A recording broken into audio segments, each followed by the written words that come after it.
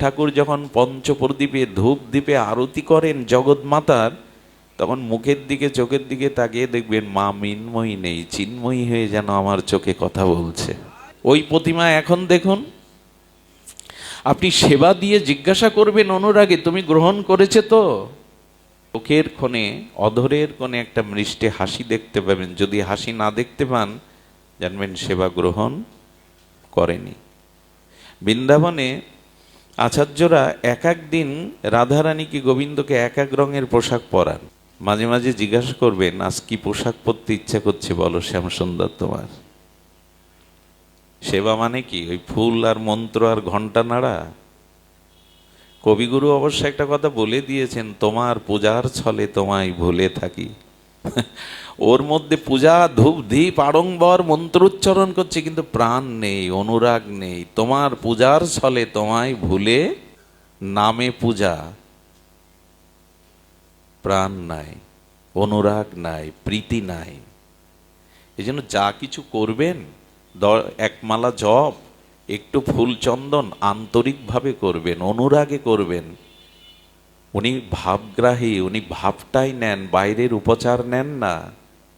আমাদের ভুল হয়ে যায়, রকমারি করে নানান বিচিত্র উপাচারে আলোর ঝলকানিতে তাকে খুশি করতে চায়, কিন্তু বিশ্ব ব্রহ্মাণ্ডের মাধুর্যমরতি স্বয়ং ভগবানকে অনুরাগ দিয়ে ছাড়া, প্রীতি ভক্তি ছাড়া অন্য কিছুতে সখী করা, এইখানেই আমাদের ভুল। জিজ্ঞাসা করবেন, আজ কোন রঙের পোশাক পরবে গো তুমি? বলে দেবে। যাই হোক, স্বাতন্ত্র কামনা যেই আসবে, নিজ দেহ ভোগের বাসনা যখনই সসুখ বাসনা আসবে, জানবেন ঈশ্বরের ইচ্ছা হতে আপনি দূরে সরে গেছেন। আর এই দূরে সরে গেলেই, দূরে সরে যাই কেন জানেন?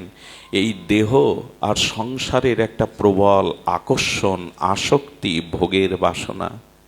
একটা কথা বলি, কথাটা বলবার আগে আমার মধ্যে সতর্কতা আসছে, আমি অধিকারী কিনা এটা কৃপা করুন, ক্ষমা করবেন। অধ্যত্তকে ক্ষমা করার জন্য আগে হাত জোর করে ক্ষমা চেয়ে নিচ্ছি। এটার অধিকারী আমি নই বলবার। আমাদের ভাগবতে দত্তাত্রেয় ভগবান 24 জনকে গুরু করেছিলেন। কয়জনকে? মানে যার কাছ থেকে আধ্যাত্মিক অনুশীলন বা শিক্ষা পেয়েছিলেন তাকেই গুরু করেছিলেন। তার মধ্যে একটি গুরু হলো উর্নাভ। উর্নাভ মানে মাকড়সা। মাকড়সাকে গুরু করে কেউ, তাও ভগবান গুরু করছে, দত্তাত্রেয় ভগবান। মাকড়সা গুরু করলো কেন জানেন? আহা, মাকড়সা দেখবেন তার নিজের ভেতরের মুখের লালা দিয়ে শিল্পের মতো একটা জাল নির্মাণ করে। এই অভিজ্ঞতা আমাদের প্রত্যেকের আছে, ঘরে বাইরে। ওরকম জাল আপনি বুনতে পারবেন না। আচ্ছা, ও উপাদানটা ও বাইরে থেকে আনে না, ওর মুখগহ্বরের লালা দিয়ে ও জালটা নির্মাণ করে। উদ্দেশ্য কি জানেন? রাজ্য বিস্তার করা। এই রাজ্যে আমরা যেমন বাড়ি গাড়ি ভূ সম্পত্তি চাকর বাকর ভোগ বিলাসের জাল বুনি, বুনি কিনা? ব্যাংক ব্যালেন্স ভোগ সুখ বাড়ি গাড়ি সুন্দরী রমণী জাল বুনে যায়। সারা জীবন এই জাল বুনি সুখে থাকবো বলে। সসুখ ভোগবাসনায় একটা জাল বুনি। জাল বোনার পরে কি করে জানেন? ওইখানে বাচ্চা কাচ্চা নিয়ে বেশ সুখে রাজত্ব শুরু করে, কিন্তু ওই জালে আটকে ও নিজেই। কিন্তু এর পরের সংবাদটা, ওই জন্য বলছি আমার বলবার অধিকার আছে কিনা।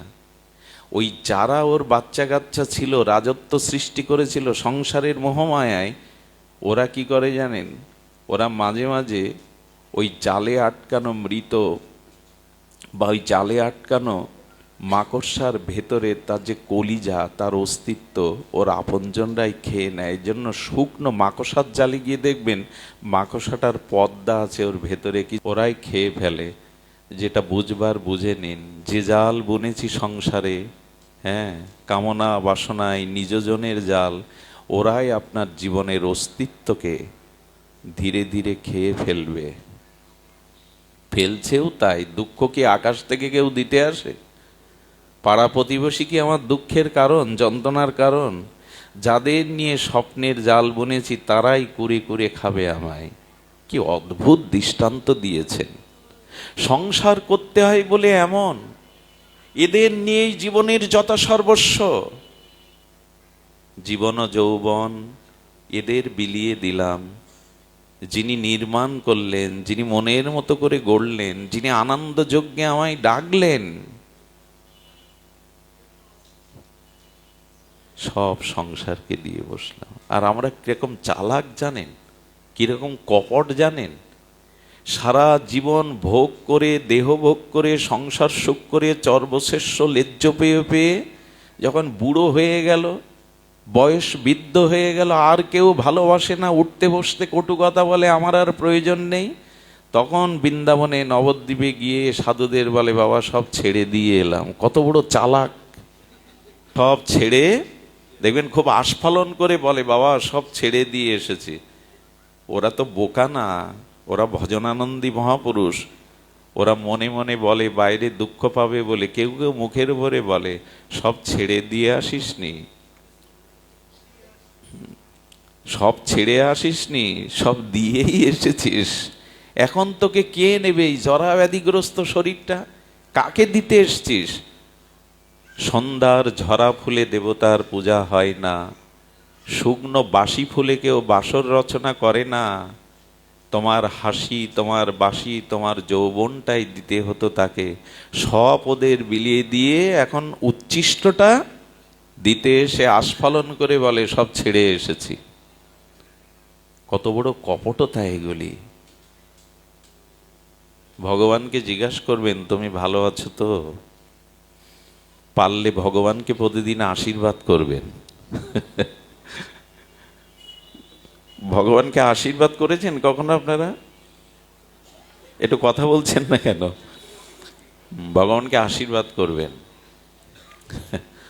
আমি একটা কথা বলি আপনাদের, কোনো মানুষের মাথায় হাত দিয়ে আশীর্বাদ করার যোগ্যতা আমার আছে কিনা আগে ভাববেন। তুমি সুখী হও, হবে তো। এই জন্য প্রাতঃস্মরণীয় বন্দনীয় চরণ ব্রজের অলংকার আমাদের বিনোদ বাবা বলেছেন যে কারো মাথায় হাত দিয়ে ওইভাবে বলবে না, সব ভালো হয়ে যাবে, সুখী হয়ে যাবে। যদি না হয়, আশীর্বাদ ভগবানের বেলায় খাটে। আচ্ছা, ভগবানের সামনে গিয়ে যদি বলে, হে রঘুপতি রামচন্দ্র তুমি অমর হও, খাটবে কি না? উনি তো অমরই, উনি তো মরবেন না, জরা মৃত্যু ব্যাধিগ্রস্ত নয়। আচ্ছা, যদি সীতামাকে বলি, মা তোমার শীতের সিঁদুর অক্ষয় হোক, হবে কি না? কথা বলছেন না তো আপনারা? কিন্তু এই আশীর্বাদ অন্য জায়গায় খাটবে? যা প্রতিফলিত হয় না, সাকার হয় না, তা আশীর্বাদ না, তার নাম সান্ত্বনা বাক্য। আমরা সব সান্ত্বনা বাক্য দেই। আমাদের অযোধ্যাতে কনক ভবনে রাম সীতার মন্দিরে একজন যেতেন, উনি রামকে পুত্র জ্ঞান করতেন। কি জ্ঞান করতেন? বাৎসল্য প্রেমে রামচন্দ্রকে পুত্র জ্ঞান করতেন। আর জানকীকে তাহলে কি জ্ঞান করবেন? জগৎমাতা জানকীকে পুত্রবধূ। তো উনি যখন মন্দিরে যেতেন, মাঝে মাঝে ওই যে রামচন্দ্রকে মালা পরিয়ে ওখানে রামচন্দ্রকে দেখতেন। পূজারীকে বলতেন, প্রতিদিন বৌমার সামনে এভাবে দাঁড়াতে আমার একটু লজ্জাবোধ হয়, এক কাজ করো তো, মাঝে মাঝে তুমি পর্দাটা টেনে দিও, একটা অংশ টেনে দিয়ে যত জানকী আমাকে, বৌমা আমাকে। এই তার অনুভব। চিন্তা করুন তো, ভালোবাসাটা কোথায় পৌঁছে গেছে। ছেলের মুখ পিতা প্রতিদিন দেখতে পারে, কিন্তু বৌমার সামনে প্রতিদিন এসে দাঁড়ালে বৌমার তো একটু সংকোচ হতে পারে, পর্দাটা টেনে দিও। একদিন কি বলবো, এটা সত্য ঘটনা। ব্যাসপীঠে বসে কোনো প্রহলিকা করা, মনোগড়া কোনো কল্পিত সিদ্ধান্ত উচিত নয়। একদিন উনি তাড়াহুড়ো করে গিয়ে রামকে দেখে চোখের জলে আনন্দে, ভুবন ভোলানো রূপ, আমার রাম, আমার পুত্র, এই স্নেহ বাৎসল্য প্রীতিতে তার চোখ দিয়ে প্রেমাশ্রু ঝরছে। সেদিন আর পুরোহিত ছিল না, সীতামা নিজে সে পর্দাটা টেনে দিয়ে গেল, সংকোচ হবে বলে। তার মানে এই সেবাটা গ্রহণ করেছেন। ভালোবাসায় না, একটা কথা বলি, একাকী ন রমতে, একা প্রেম হয় না। আমরা গতকাল এই বিষয়ে একটু বল, একাকী ন রমতে, উপনিষদ বলছেন একাকী কখনো প্রেম হয় না। কিন্তু যখন দুই লাগবে, প্রেমের রাজ্যে যখন একাকী ন রমতে দুজন হলাম, কিন্তু দুজন দেহ হতে পারে। প্রেম তাকেই বলে যখন দেহ দুজনের কিন্তু আত্মা একজনের হবে। এসব কথা অনেক উপরের কথা, আমরা সহজে নিতে পারবো না। ওই রাজ্যের মানুষ তো না, তবু বলতে স্বাদ হয়। কেউ কেউ তো এটা অনুভব করে। আর প্রেমের গলিতে যদি একবার কেউ যান, তাহলে ওখানে ওই যে দুটো হলো রমণের জন্য, লীলা আস্বাদনের জন্য দুই হলো, কিন্তু বেশিক্ষণ দুই থাকতে পারবে না। প্রেমী প্রেমী আর প্রেমিকা বা প্রেয়সী বা প্রিয়, এটা সবসময় এক হতে চাইবে। আর এই জন্য বৃন্দাবনের নিকুঞ্জ মন্দিরে রাধা মাধব ওই প্রেম এবং প্রেমী দুটো মিলে গৌর হয়ে যায়, দুই আর থাকে না। কেমন জানেন কি করে বোঝায়?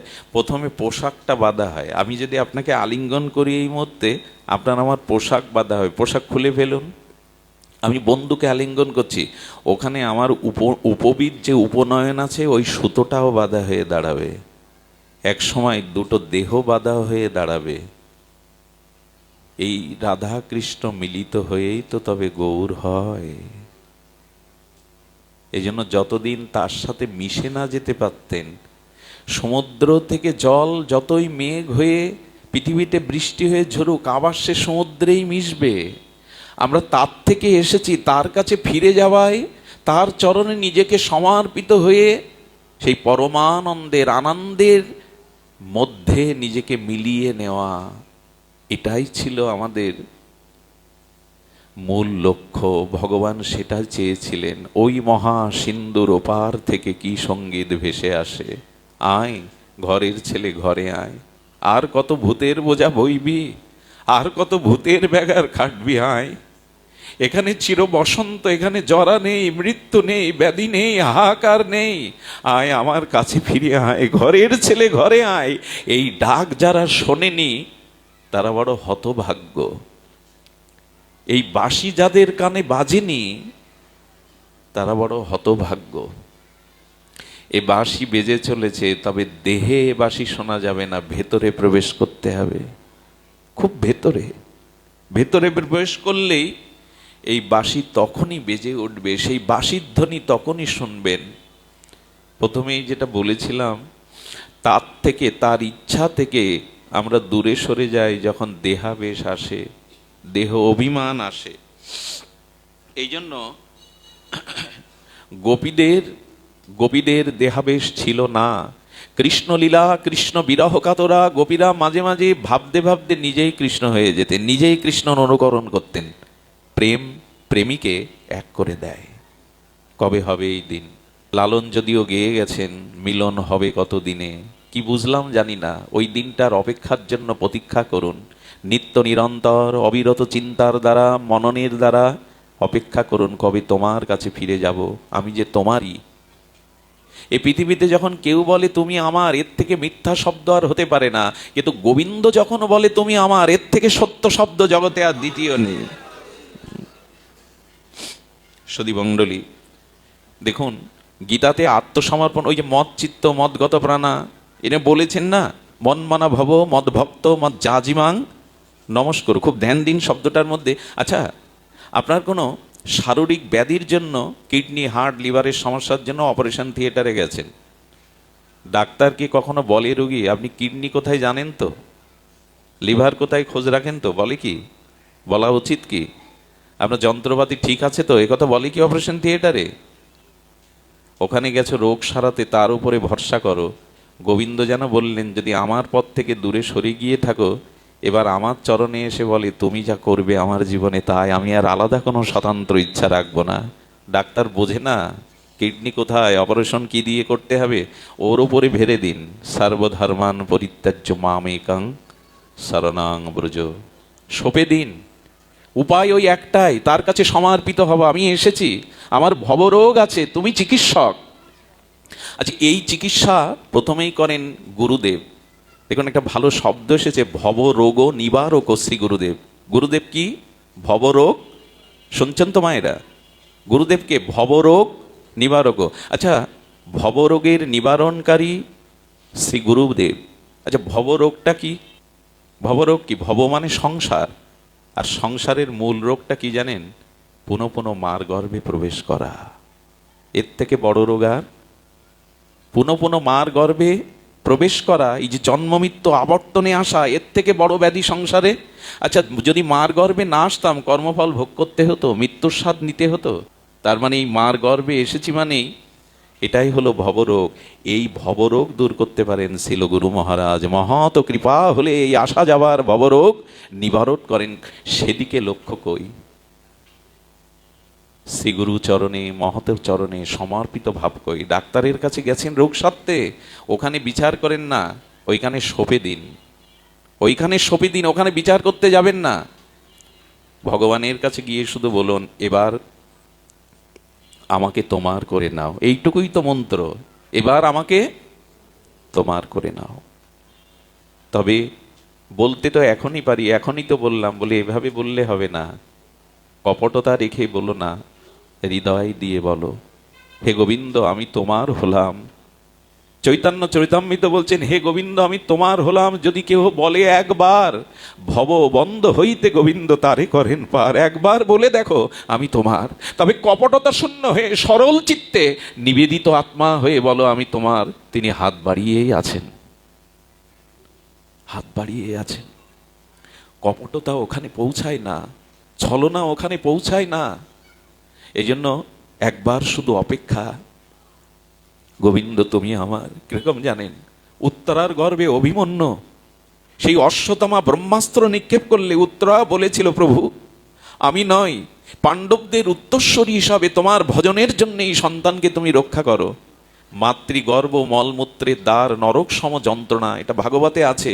মাতৃগর্ভে আমরা যখন থাকি, মলমূত্রের মাঝখানে একটা নরক। গোবিন্দ করলেন কি, ওই নরকরূপী মাতৃগর্ভে প্রবেশ করে ভক্তকে ব্রহ্মাস্ত্রের হাত থেকে রক্ষা করলেন। বলুন তো কেউ আছে এমন? মাতৃ জঠরে প্রবেশ করে অভিমন্যুকে, পরীক্ষিতকে, ভুল হচ্ছে, অভিমন্যু পুত্র পরীক্ষিতকে ভগবান রক্ষা করলেন। এমন এমন দরদি, এমন ভক্তবৎসল, এমন কৃতজ্ঞ ভগবানকে নিজেকে সমর্পণ করলাম না। এই জন্য গোবিন্দ বারবার বারবার সেই মূল কথা বলছেন, মনমনা ভব। তিনি বলছেন, হ্যাঁ আমাকে মনটা দাও। আচ্ছা একটু লক্ষ্য, হাত ওঠানোটা ক্রিয়া শক্তি, খুব ধ্যান দিয়ে শুনতে হবে। হাতটা তোলাটা, এই যে আমি হাতটা উত্তোলন করছি, এটা কি শক্তি? ক্রিয়া শক্তি। হাত একটি ইন্দ্রিয়, এটা যখন কাজ করছে তাকে ক্রিয়া বলে। অর্থাৎ হাত উত্তোলন হচ্ছে, এটা হলো ক্রিয়া শক্তি। হাতটা উঠলো কেন? ধ্যান দিচ্ছেন তো? হাতটা উঠলো কেন মানে ক্রিয়া করলো কেন? ইচ্ছা হয়েছে তাই। আমি কিছু বোঝাতে গিয়ে ইচ্ছা হয়েছে তাই হাতটা উঠেছে। মানে নিতাই গৌর বলতে গেলে তো হাতটা তুলতে হবে। তার মানে ক্রিয়া শক্তির পেছনে কি কাজ করেছে? ইচ্ছা শক্তি। তো ইচ্ছা শক্তি না কাজ করলে ক্রিয়া শক্তি ক্রিয়াশীল হয় না। আচ্ছা, ইচ্ছা শক্তির উৎপত্তি কোথা থেকে? জ্ঞান শক্তি থেকে। আপনার ভিতরে চেতনা রূপ জ্ঞান আছে, ওই চেতনা ইচ্ছা শক্তিতে ক্রিয়া শক্তিকে নির্দেশ করলো। না, কি করে বোঝায়? আজকে সকালে মনে হয়েছিল কালীবাড়িতে ভাগবত আস্বাদনের জন্য যাব। আপনার ভিতরে চেতনা না থাকলে এই জ্ঞানটা আসতো, আজ ভাগবত আস্বাদনে যাব, আজ ভাগবত হবে। এই চেতনাটা জ্ঞান শক্তির ক্রিয়া, আর জ্ঞান শক্তিটা আপনার ইচ্ছা শক্তির ক্রিয়াতে সমর্পণ হয়েছে, যে আজকে যাবই যত কাজ থাক। আর ইচ্ছা শক্তি আপনার এখানে ক্রিয়া শক্তির দ্বারা এনেছেন। এখন ভালো করে লক্ষ্য করুন তো, ক্রিয়া শক্তি, ইচ্ছা শক্তি আর জ্ঞান শক্তি, এই ত্রয়ী শক্তির দ্বারা আমরা পরিচালিত হচ্ছি। এখন মূল কথাটা হলো, ক্রিয়া শক্তিও থাকবে না, ইচ্ছাও শক্তিও থাকবে না যদি চেতন জ্ঞান শক্তি আমার মধ্যে না থাকে। ক্রিয়া করতে পারবে হাত পা মৃত ব্যক্তির? ইচ্ছা প্রকাশ করতে পারবে? কারণ তার ভিতরে চেতন শক্তি জ্ঞান শক্তি নাই। এই জ্ঞান সত্যমূর্তিম ঈশ্বর পরমাত্মা রূপে আমার মধ্যে আছে, তাই চেতন জ্ঞান শক্তি ইচ্ছা শক্তিতে রূপান্তরিত হচ্ছে, ইচ্ছা শক্তি ক্রিয়া শক্তিতে রূপান্তরিত হচ্ছে। এখন বলুন তো, সেই চেতনার মূল্যায়ন করা উচিত কিনা? এখন আমরা সেই চেতন শক্তির ইচ্ছা শক্তি ক্রিয়া শক্তিকে সেই চেতন শক্তির অনুকূলে কাজে লাগাচ্ছি তো। এভাবে ঝড়ের মতো বলে গেলে এসব কথা বোঝা যাবে না। এই কথা বুঝতে এই জীবাধমের 30 বছর লেগে গেছে, তবু তো বুঝিনি। হয়তো মুখস্থ করে বা আমরা শব্দ বিন্যস্ত করে আমি আপনাদের বলবার চেষ্টা করছি, কিন্তু এই কথাটার কাছে আসতে গত 30 বছর লেগে। চেতন শক্তি অর্থাৎ জ্ঞান শক্তি ইচ্ছা শক্তিতে রূপান্তরিত হয়, ইচ্ছা শক্তি ক্রিয়া শক্তিতে রূপান্তরিত হয়। তাহলে তার ইচ্ছা শক্তিকে ক্রিয়া শক্তিকে সেই চেতন শক্তির দিকে ফিরিয়ে দিন। আমি বলতে চেয়েছিলাম ড্রেনের দূষিত জলটা পতিত পাবনী গঙ্গায় ফেলে দিন, কিন্তু দয়া করে গঙ্গার জলটা পোকামাকড় প্রদূষিত ড্রেনের জলে ফেলে দিবেন না। আপনার ক্রিয়া শক্তি ইচ্ছা শক্তিকে চেতন শক্তিতে সমর্পণ করুন, তবেই তো আপনি তার হবেন, তবেই তো আপনার জীবনের পরিপূর্ণতা আসবে। এই জন্য শাস্ত্র বলেছেন যে আপনার ক্রিয়া আপনার ইচ্ছাগুলি ওই চেতন বা জ্ঞান শক্তিতেই সমর্পণে করে দিন। এটাই আমাদের জীবনের সর্ববড় পূজা হবে, এটাই আমাদের জীবনের সর্বোত্তম উপাসনা হবে, এটাই আমাদের জীবনে আত্মনিবেদন হবে যে আমার ক্রিয়া আমার ইচ্ছা তোমাতেই সমর্পিত হোক।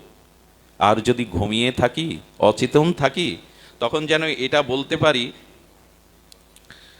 সেটা যেন বলতে পারি, আমার এ ধূপ না পোড়ালে গন্ধ কিছুই নাহি মিলে, আমাকে পোড়াও, আমাকে পুড়িয়ে যখন থাকি অচেতনে চিত্ত আমার আঘাত সেজে পরশ তব সেই তো পুরস্কার। বলতে পারবো তো? যখন থাকি অচেতনে চিত্ত আমার, হ্যাঁ, আঘাত সেজে পরশ তব সেই তো পুরস্কার। জগতে যে দুঃখ যন্ত্রণা আঘাত, এটা আমাকে জাগাবার জন্য, তোমার স্মৃতিকে মনে করবার জন্য। এই জন্য আসুন দুঃখকে যন্ত্রণাকে অভিশাপকে আমার জাগাবার মন্ত্র, ওই যে ঘুম ভাঙানিয়া ঘুম জাগানিয়া হয়ে আঘাত না করলে তো কেউ ঘুম থেকে উত্থিত হয় না, তাকে অন্তত শব্দের দ্বারা আঘাত করতে হয়, ডাকতে হয়। এই জন্য আমি আপনাদের কাছে সর্বশেষ নিবেদন করে পাঠ বিশ্রাম করব, জীবনে যে অবস্থা আসছে অনুকূল প্রতিকূল সবই আমাকে জাগাবার জন্য তার আশীর্বাদ মনে করে তার মুখপানে চেয়ে থাকুন। এটাই দুঃখকে জয় করবার, অবস্থাকে জয় করবার একমাত্র পথ। সবশেষে বলবো, এই জ্ঞান শক্তিকে চেতন শক্তিকে জাগাবার একটা সর্বশ্রেষ্ঠ মন্ত্র আমি একটু আপনাদের প্রসন্ন দৃষ্টিতে গুরু মহারাজের কৃপায় সামান্য একটু জানিয়ে যাই। আমি অনুরোধ করছি হাত জোড় করে, আঁচল পেতে না হৃদয় পেতে কথাটা গ্রহণ করুন। যদি আপনার সেই সুপ্ত চেতনাকে জাগাতে চান, সেই ঈশ্বর সত্তাকে সচ্চিদানন্দ স্বরূপকে পূর্ণ জাগ্রত করতে চান, তবে একটি নিবেদন করব আপনাদের, সেটি হলো একমাত্র ভগবানের নামকে এই মুহূর্ত থেকে নিত্য নিরন্তর সংকল্প করে আশ্রয় নিন। এই কথাটুকুই সামান্য একটু শুনতেই হবে। ইচ্ছা শক্তিটা আপনারা একটু প্রয়োগ করুন এই শব্দটার দিকে। পৃথিবীতে যা কিছু সব কিছুর মধ্যে শব্দই প্রধান। এ দেখুন, এর মধ্যে শব্দ পাচ্ছেন, শব্দ পাচ্ছেন, কিন্তু এটা যখন ছিঁড়বেন তখন এর থেকে একটা শব্দ হবে। ওর মধ্যে শব্দটা ছিল, ছিল কি না? দুটো পাথর এক জায়গায় রাখুন, শব্দ পাবেন? দুটো পাথরকে সাংঘর্ষিকভাবে ধাক্কা দিন, শব্দ আসবে কিনা? আপনি হাতটা ঘষুন, তার মানে শব্দ ব্রহ্মেরই এ জগৎ। আমি কি করে বোঝাই, সব দার্শনিক কথা বোঝবার ক্ষমতাও আমার নাই। আমি খুব জীবাধম, অজ্ঞ, মূঢ়, অধম। কি করে বোঝাই যে শব্দই হলো আমাদের সমস্ত চেতনার মূল। আর পৃথিবীতে যত শব্দ আছে সমস্ত মঙ্গল, সমস্ত সারাত্ম শক্তি ভগবানের নামরূপ শব্দের মধ্যেই দেওয়া আছে।